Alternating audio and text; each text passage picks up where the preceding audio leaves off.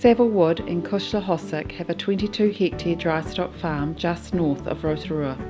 Today, Nick talks about phosphorus and how he is working with other landowners and scientists to reduce phosphorus runoff from his farm. Cushla and I moved to Rotorua in 2010. We both work in town, so we need to run a system that fits our busy lifestyle.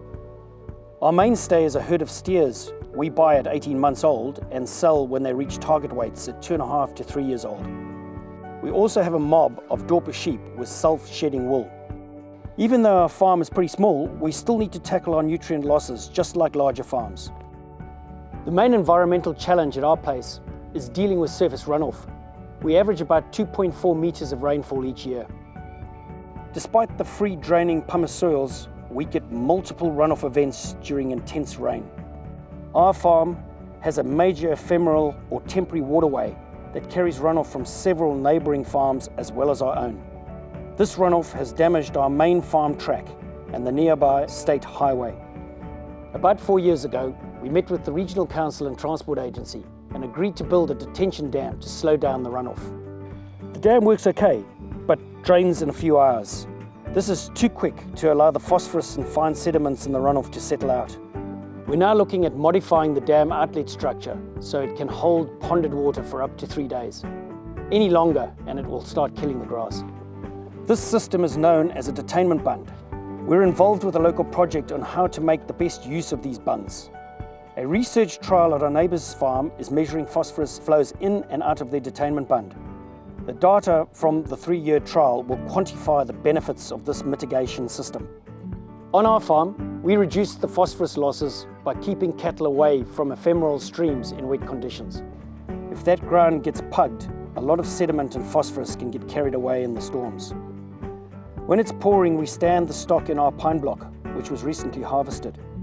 We make sure we keep any minor ephemeral flow paths as broad as possible because that helps slow down the runoff.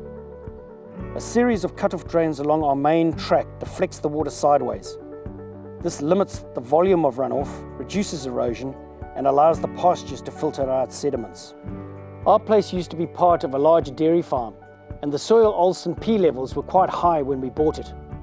We held back on phosphorus fertilizers until the levels dropped. For our farm, the optimum Olsen P level is about 25 units. Regular soil testing helps us make our fertilizer decisions.